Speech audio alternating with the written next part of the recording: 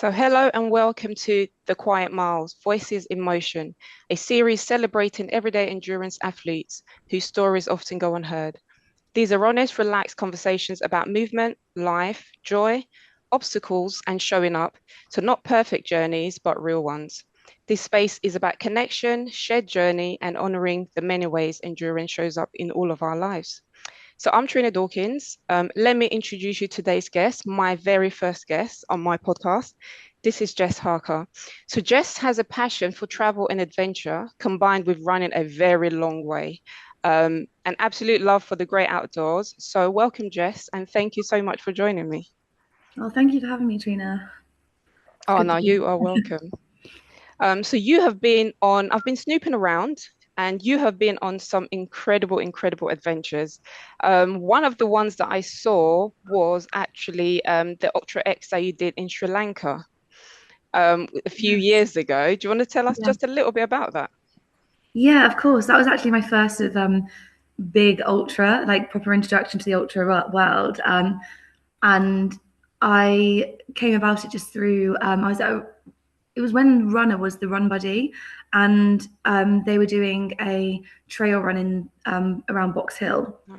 So I was down there, and there's a few of the guys just chatting about bringing together a team of about 10 people that wanted to do Ultra X Sri Lanka, and they'd help sort of train people up, and you'd go out there as a sort of a team together. And I was like, oh, I really want to do that. I was like, I've literally never run. I had done a 75K. That was like my longest distance following a sort of half marathon. But this was like a huge step up, 250K in a Wow. country I knew nothing about.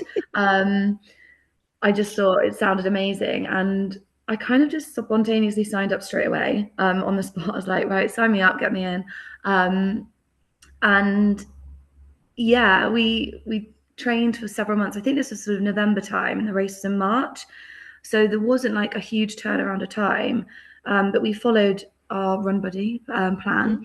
and had a few like meetups along the way with the rest of the team, and yeah, it was completely.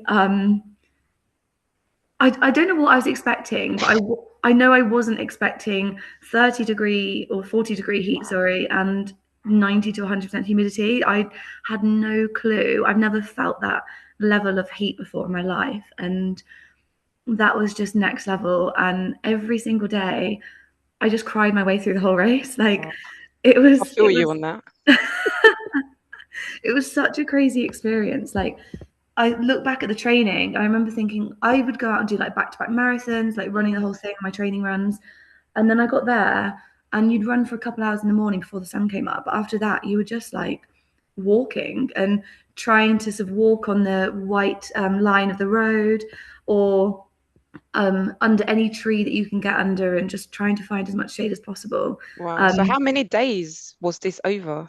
so it was over 5 days and there was like a set distance each day. Okay. So it wasn't split to like 50K a day. It was, I think the shortest day was maybe around 40 and then the longest was around 60 something.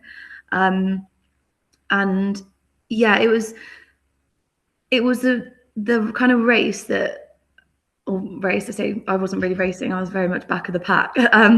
But it was the most amazing experience in terms of the people you meet Mm. and just the fact it was 5 days and you're staying in tents and with five other people, so tents of six, you get to know each other so I well. You can don't imagine. really have your phones, like you've got one battery pack, so you Hmm. just charge them a bit to take some pictures. But on the whole, yeah, you're just sat around in the evening chatting away. And during the actual run itself, like there's a lot of time spent just walking and talking. Mm. And then you might yo-yo a bit, so you get to know that group that's around you, like about 10 runners, Yeah. really well. What And did you eat? I'm just thinking about food, and obviously you've never been to Sri Lanka, so yeah, how did you feel on those days as well? yeah, you know what? During the actual run, so it was all self-sufficient. So I Mm. took loads of what they called ones you just pour hot water in, Oh yeah, basically. that's like Yeah, yeah. freeze dry food. Yeah. They're Hmm. really boring. No Sri Lankan goodness. um, but during the race, yeah, I just ate Yeah. flapjacks and some gels. I was more of a whole food kind of person Yeah. then. Yeah. Um, I can't remember what I ate. I think it was just so hot. I wasn't really. I Mm. was just Just so what like water. water, Yeah. electrolytes. Yeah. Um, it was actually quite scary. There was a girl on the first day that ended up in hospital due to sort Oh. of electrolyte imbalance, and Mm. she was in intensive care, and she was Oh there wow. for about 10 days in the end. It was. I just think no one was expecting that level of heat, and having trained in the UK in the winter to go to that extreme, and your It's a body just lot. couldn't handle it. Um, but that was my first experience of that ultra world, and Yeah. considering crying every day and etc. I'm still going back. You've been back back. I was gonna more. say, Yeah, I've looked. You've been back to do quite a few other ultras as well, haven't you, since then? yeah, yeah. I love Ultra X. I think it's such a nice of community.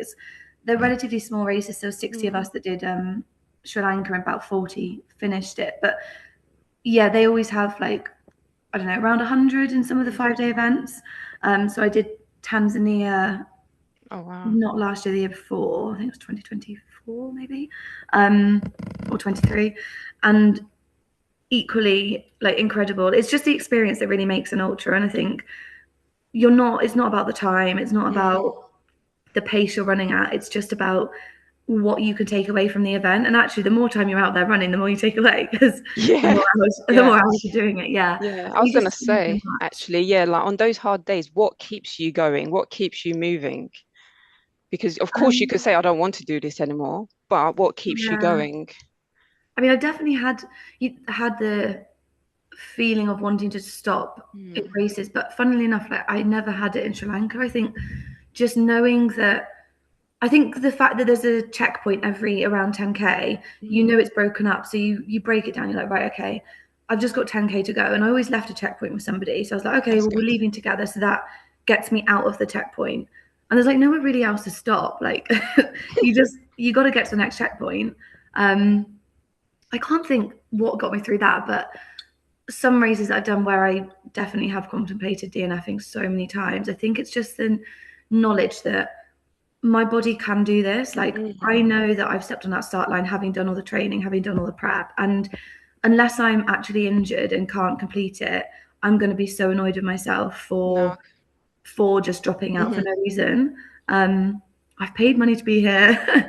I want to get to the end. Um, yeah, I think it's just reminding myself of those things. And sometimes I've gone through experiences of like making up little games to keep myself like Yeah. occupied, or Counting things as well, I usually do. yeah, Yeah. yeah. I actually, when I did an ultra in Nice in September, and I can't remember what my race number was, but it was a 4-digit race number. And I was like, you know what I'll do? I'll try and find the guy with the number Oh, before wow. me or after me. I was like, I that's not like going that. to happen in a field of like 900 runners, but you never know. And it was so funny. In the last like 5 minutes, as I was running through Nice to come into the finish line, I saw the guy with the number before me. And I was like, oh my No God, way. your number. And he He was looked at you obviously had like, no idea what I was on yeah. about. I was like, you're the number before me. And he had, yeah, he must have thought I was going mad. I probably was. This was like 23 hours into the race, but I was just couldn't believe I saw him. I love that. I'm gonna make a note of that. I'm absolutely Yeah, gonna make a note of that. That is such a great game, actually. yeah. Good job I didn't DNF, or I wouldn't have seen him. Yeah, exactly. Exactly. So you've been obviously you travel a lot and you've combined a lot of your traveling with running as well. What got Mm, you into kind of doing both together? Where did it all start? yeah. I suppose. I mean, obviously, I feel very lucky to be able to do that because I know it's not like extremely accessible, I guess, for a lot of people. So, I think it genuinely was the Sri Lanka trip. So my first ultra was um, the Yorkshire Three Peaks, and that was 75k. And I did that with no understanding about running at all. It was self navigation as well. But Wow, luckily, I went with a friend from the gym, and her friend was navigating for us. So brilliant. there was the three of us doing it together. It was just like a really long day out through the What's the hills. distance? 75k. 5K. Yeah, it was beautiful. Apart from the rain and the bogs and the trench foot, or whatever else. um, but then yeah, as soon as I moved to London, I think my eyes just opened to the combination of Mm. the like the traveling and the running. Whereas before I was very much, I didn't know what a half marathon was, I didn't really know what distances were, etc. Like I just went out and run. But But then you move to London and everyone's like, what's your 5K PB? And Oh, all these questions. I'm like, I don't know what a 5K is. Like, I can only run a long way. Yeah. yeah, yeah. um, but I think just the introduction to like so many different running clubs and organizations like Ultra X, and I was like, oh, these are such cool countries, and the places you go on the runs are not places that I would go by myself because it's risky or just difficult to get to. Whereas these like really immerse you in the culture of the country, and having seen that idea and that concept through Sri Lanka, I was like, wow, this is incredible. Like Sri Lanka, thinking about it now, like I just remembered some of the school kids would come out of school every time there was runners coming past, and they'd all be lined up in their uniform, like clapping you through, or you'd have villagers with buckets of water there, and they'd come out with a bucket and dunk it over you. And just like those little moments, which doesn't sound like a lot, but that really, like, you see them and you just suddenly have a smile on your face and you're like, oh my God, like, it's so nice to see. But I think having had that experience, and you get kind of drawn into it, and then one leads to two and two leads to three, and you're signing up for trips all around the world. And Oh, I can imagine. Amazing. That takes me onto actually running into so run weekends actually. So you're doing some work with them as well, which is actually been it sounds like it's just been kind of like a perfect movement for you, hasn't it? Yeah, it feels like everything's sort of fallen into place. I went on one of their trips last year, so I dragged along a few friends to go to the Dolomites. I say dragged because it took a lot of convincing to get them to go on one of the trips, just because I think it was unexpected. Like, you don't really know what you're signing up to, and especially with the Dolomites trip, it's you do 3 days where you stay in refuges in the mountains. So Where is the Dolomites? it's in Italy. Okay. My geography isn't the best, so I can't tell you whereabouts. Okay. I'm the same. That's what I'm asking. Yeah. Um, it is huge, because I remember looking at like my Strava map afterwards, and I zoomed out and I was like, oh my God, I thought I saw loads, but you see how big this mountain range is and you're like, whoa, okay, the Dolomites is so much bigger than I realized. But yeah, I think it was the unexpected, and carrying all your stuff for 3 days running. You don't need loads, but just the thought of doing that when you're not used to it can be overwhelming. But I went there, had the best time, and I always compare it to, if people have done an Ultra X race, I compare it to similar to those like 5-day events where you do really build such deep connections with the people you're with. It turns into like this little family unit, but without the sort of pressure of the running and the distance and all that. But the same feel to it, which I just absolutely loved. And now, like, luckily a few months later, I managed to get myself a bit more involved in the business, which is so nice, because I do think it's got so much potential. It's quite a new business, so I think once more people go on it, especially the people that love this kind of traveling, seeing places, but not necessarily wanting to race or have the massive sort of 4 to 6 month build up of preparing for a race. This is so much more relaxed. So that's really cool. Would you say, so you've been on so you've done loads of, is your running mainly ultras? Do you do anything less than that? I definitely, I do less than that. I don't like feeling pain. So, I mean, I think in some ways, I guess you experience a lot of pain in an ultra. Like, your body it feels like you're, I don't want to say dying, because that sounds really extreme, but sometimes your body just feels like it's breaking down towards like the end of some of these huge races, or especially if it's really mountainous. But so there is that level of pain. But I think when you're running a fast 5 or 10K, that intensity, I just can't enjoy it, and I can't. My mind doesn't seem to like let me continue through it. I'm like, I don't need to do this. Like, I just don't need to do it. Like, I'm not gaining anything from running 4 laps around Battersea Park really fast. Like, what am I going to do with that time? And that's no like disregard to people that do it, because I so much credit for people that can do that and run super fast, or go and do their PB, whether that's 30 minutes or 15 minutes. Like, that's amazing.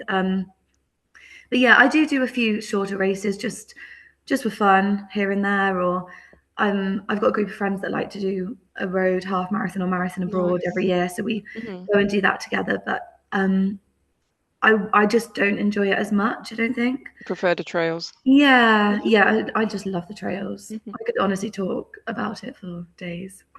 It's so different, and it's hard because I love the trails as well, and it's hard to explain to people. Obviously, you can explain the difference between road and trails and why you enjoy it more, but I think people will have to Mm. experience it themselves and then be like, ah, that's why.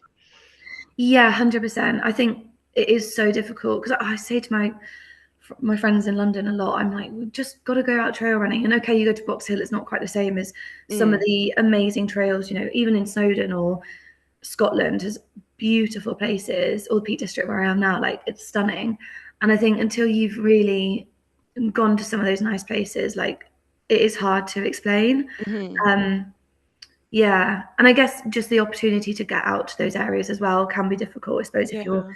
living in a city or whatever. So I think it's great that people run in cities too, and there's great places in London, Hampstead Oh, Heath, there is, and there is. Richmond When Park, but exactly, you just finding them, and loads of people share places that they can go yeah, do their trails. That's not too far by train as well, which is great. I was gonna say, what would you say you've learned about yourself over the last few years since doing all of these, like going on these adventures? yeah. Um, ooh, you know what? I think to start with, when I started doing all this, it's only been in the last year or so where I've sort of taken the pressure off. But I was always like trying to prove to myself that Mhm. I could do things. And I don't not. It's not like I've ever had someone saying that you're not good enough. But I think I've definitely experienced not feeling good enough in the past, whether that's like relationships or at school or not feeling good enough. So I think Mhm. I kept trying to push like distances just to prove to myself that I can do these things and Mhm. I am resilient. So I think that's like the biggest thing. I think the fact that I am resilient, actually, I don't need to prove to anybody what I'm capable of, or I am me, and like that should be good enough. Was there a turning point? Would you say there was a turning point when that switch happened? Was it kind of like during one of those very long races, or do you think, or sometimes you just can't put your Yeah. finger on it, or do you think there was actually a turning point? I think for me there wasn't like a turning point. Mm, I think it was in the last of year or even mm, last 9 months. I did UTS last year, which is Ultra Trail Snowdonia, mhm, and it was such a hard race. And in the build up, like the first time I went up to Snowdon to train for it, I mm, couldn't believe how unrunnable it was. And I went with a group of friends, and I think we did like 22K, but probably mhm. only ran about 2K Wow. because it was also raining and my trail shoes that I had were really slippy on the rocks. Mm. So I wasn't able to run the downhills. The uphills I couldn't run. There was then like technical sections on the flat which I couldn't run. So afterwards, I just went for a run up and down the road because I was so annoyed at how little I ran. Yeah. So I think that took away my Mm, expectations a lot. I was just like, well, this is just impossible to run. Like mm, I'm not going to try and put pressure on myself to, I don't know, to prove anything here. Um, but I think it is just the last 9 months. So maybe I've just grown as a person. I don't know. I don't know where it came from, but I just realized that actually I just run for myself now rather than proving anything. Oh, brilliant. Thank you. What would you say to other people who are maybe not there yet in that type? Because obviously when we're on social media, and we're all on social media, like you say, there's all these kind of pressures in terms of, okay, for example, like the end of year Strava thing that comes up in Mm, December, and everybody's posting all their times, their yeah. achievements, and this is what they want to achieve the following year. What would you kind of say to other people who kind of feel that pressure to always feel like that to perform, but really Mm, you're not performing for yourself. It's like you're performing for other people then if you're yeah. chasing I times think like that.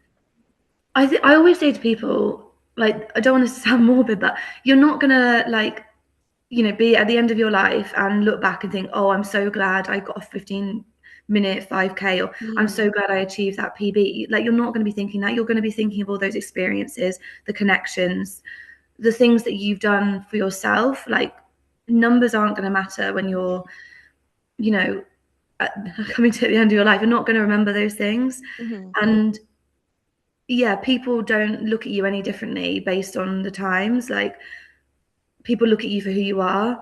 I think just go out, just try and enjoy running, because I think there's a certain, like, the first few months of getting into running can be really challenging. And I know when I first started running, it was on a treadmill when I was at uni.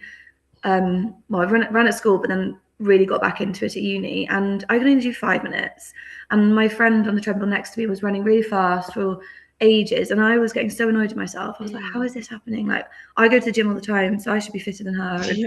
all this stuff. But Mm. comparison is the thief of joy, and it's a saying for a reason. Like, Yeah. we look at other people, and Instagram can be so toxic for that reason, or any social media. But ultimately, like, when you strip it back to basics, Mm. it really is what makes you happy. And if going out and running for 10 minutes at a 7-minute kilometer pace is going to make you feel better that day, then you do you. Like, Mm. don't, yeah, try not to compare. But I think I recently got my sister into running. My sister's 3 years older than me, Mm. and she's got learning disabilities. So she's always with staff, and she can't go out by herself. So her only opportunity to run is either with the family. So my dad started running as well to Oh, I help love that. out. Mm. Or the staff would take her to a local park, but it would literally be Mm. like running up and down a pavement in there. But she joined Parkrun, and I went with her the first few times, and then I contacted the parkrun people and told them about my sister's Yeah. needs, and they were so helpful and encouraging. And loads of, like, people that go to that parkrun regularly all know her now, and two Oh, I years love later that. she is absolutely thriving. And I just think, like, the joy it brings her, everyone should be able to experience, whoever you are, Mm. like, whatever your limitations might be. Like, just get out there and try and enjoy it, because it will bring you so much joy. And find a community that works for you as well, like whether that's a park run, a running club, whatever it is, you will find joy in it. Yeah. No, I um, love that. and strip That's away the times if you can. Like, it doesn't matter. brilliant. I love that because I always say to people, they were like, "Oh my gosh, I can't run that far. I can't run that fast." But I'm like, you can start off with walking. Mm, Literally, just start off with walking, and then you can do like walk, run, and then just build on that. You don't just have to go out there and run. that's it, Um, definitely. And mm, I think that's what people worry about. Like, I think people think, God, I can't be seen to walk. I mm, walk all the time. I can't so wait for the traffic lights to go red. I'm like, please, I want a little rest. um, yeah, like, there's no pressure. And we all go through it, don't we? Like, I have that mindset sometimes as well. I don't want to be seen to be walking, but mm. no one cares. I see people walk, and I don't think twice. Like, Oh, exactly. you do, it's like a lot of things. I think we think people are looking at us in a certain way, but no Mm, one really is. yeah, Um, agree yeah. completely. Thank you. I was reading somewhere that you also trained as a spin instructor. Mm, Do you still yeah. do that? You know what? I do a little bit here and there now. So I've been teaching for nearly 3 years. Just as a So I've worked full time, and then London's expensive, so I need another job. So I do that as well. But I absolutely love it. Like, I just love the music, the vibes of encouraging people to push themselves and come out of a class feeling so good. And I just love it when they're like, "Oh, that was so hard. It was really, like, really intense, but really I feel so much better for it." Um, yeah, but now I've moved out of London, so every time I go back, I'll pick up a class here and there. Like, I did a couple last week, but um, not so much. I'm trying to find somewhere to teach in my local town now, so hopefully I'll Mm. pick up again. Oh, But yeah, nice. it's not that conducive to running. My coach used to say you need to drop the spin sessions, because they're Mm. intense and they're taking away from your time They that you can are run. But intense. you've got to, I don't know, it's a job that I need, so you've just got to find that balance somehow. And yeah. Yeah, no, definitely. But I do enjoy cycling because I remember when I was injured I had a calf injury in August, and the only thing Mm, I could do when I couldn't run was a little bit of cycling. So what I've done is carried on that in my training. So I'll do some indoor cycling. So I only run a few days a week and complement it with indoor cycling. Obviously, I'm not spinning, so it's yeah, kind of low, kind of like zone one, zone two, just yeah, keeping the legs ticking over, and it's low impact. So yeah. yeah. It's really good for that. Yeah, it's so annoying when you get an injury, isn't it? Because as people that love running, Mhm. taking something that has so many purposes away from you can be so challenging. But I think, yeah, just finding something else is so helpful. But I often cycle now as well, similar to you. When I've got an injury, I'm like, okay, back on the bike, whether it's an indoor bike or outdoor in the summer. Yeah, it's not the same as running, but it's still enjoyable. And No, especially, exactly. yeah, if you struggle to get into it, spin is a nice space where the music's going and you've got someone to motivate you, which is good. Yeah, Yeah. no, definitely. So what would you say, what's next for you? Do you have something? So obviously it's a new year, 2026, and Yeah. lots of people already got stuff in their race diary, race calendars. Do you have anything in your race diary yet? You know what? I think similar, like you're saying that people have stuff in their diary already. I was looking at so many races last year and getting myself like almost worked up about I've got to get a race in, got to get a race in. Mm, But since doing stuff with run weekends, I'm like, I think that's where my sort of purpose of running changed a bit. And I was like, but I just mm, love seeing things. I love like the adventure and there's no pressure. So I have got one sort of biggish race. I'm doing another Ultra X. It's a nice. 6 day one. So it's their max one. It's 330K in South Africa. Um, so yeah, that'll be my biggest race to date. I'm quite When is that? nervous. It's in October, so I Okay. have got plenty of time Hmm. to train.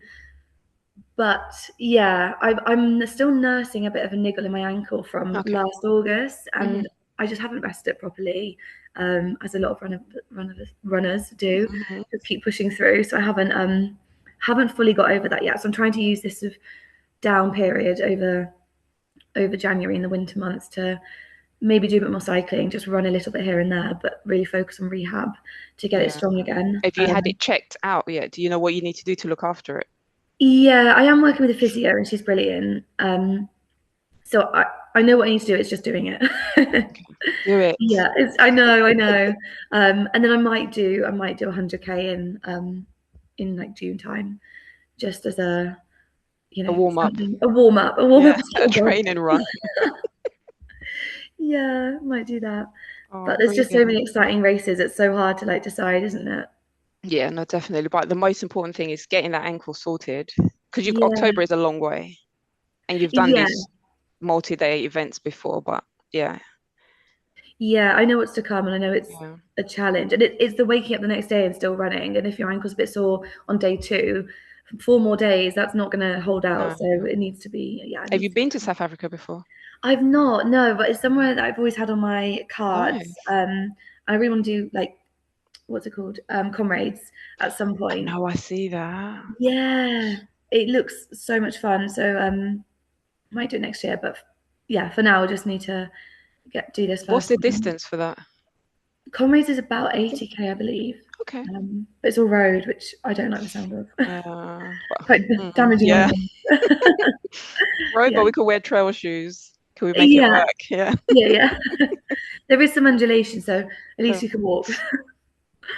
No Oh, pressure brilliant. there. Yeah. Oh, Have you got anything in the amazing. calendar? I have. Yeah. Um, I haven't started training for it yet. So I did Country to Capital last week. Because they've only just done one, so that's Yeah, already, so yeah. I've taken 1 week off running. It feels like a month, but I It just thought, does you know sound really what? nice. Just take some time off running and then, yeah, I'm hoping to do 100 miler Oh, wow, that's in May. exciting. Okay, Um, which one? Epona 100. So with Oh, Pegasus Ultra Running, so it's in Wales. oh, lovely. That'd be I've cool. never done 100 miler, so pray for me. I will, I will. That sounds exciting though. And Wales is just so Exciting. beautiful. Wales is beautiful. That's the reason why Yeah. I'm doing it.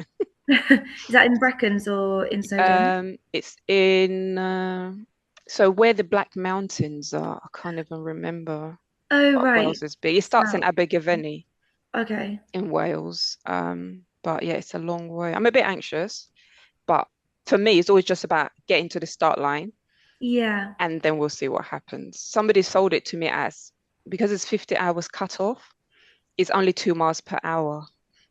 Okay. So That that sold that it. that sounds fine. But with those mountains and I Wales know, can be brutal. exactly. Yeah. 50 But hours though. Wow.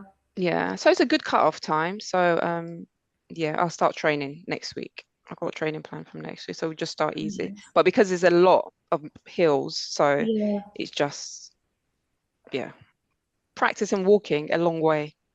Yeah, that's it. Yeah, It's just either incline treadmill, stepper, Hmm. step Yeah, machine. exactly. Yeah, I'll be on the There'll Stairmaster be and a lot of that, won't it, I guess. Primrose Hill, Hampstead Heath, Oh, there Epping you go. Forest. Yeah, and just wherever I can get to. If we see you To around train. running up and down for 5 hours, Yeah. Primrose Hill, we know why.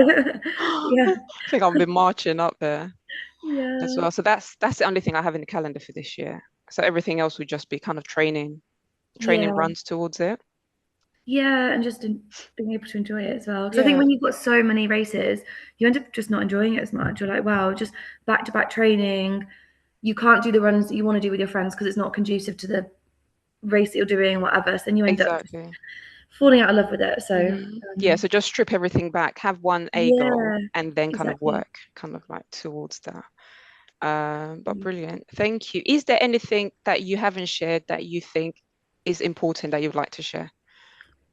Oh, no, I think the main thing is just like what I said about just getting out there and just going for a run and Hmm. not worrying about times. I know there's so much pressure, and Instagram can be incredible. I say Instagram because I don't have any other social media, but Yeah, social media can be incredible to sort of encourage us and motivate us, but it can also be a really toxic place where you can end up in, yeah, quite a sort of a rabbit hole of hmm. comparing yourself and not feeling good enough. So just just go out and do running for the reason you're doing it, whether that's your mental health, whether that's to get fitter, whether it's to get faster, whatever it is, to explore a new place. Just go out and enjoy it. Brilliant. Yeah. Thank you. That is a great note to end on. Thank you so much. Where can people find you? Um, in terms of socials, Yeah, social well, media. I didn't know If whether you you meant if you physically. want to share. Uh, No, don't give your yeah, home no, address. my Instagram is Jess Harker 13. Brilliant. Yeah. Brilliant. Thank you so much, Jess. Thank you so much for joining me. Thank you so much for Mhm. having me, Trina. It Oh, was no, nice you're to meet you. welcome. Thank you. Thank you.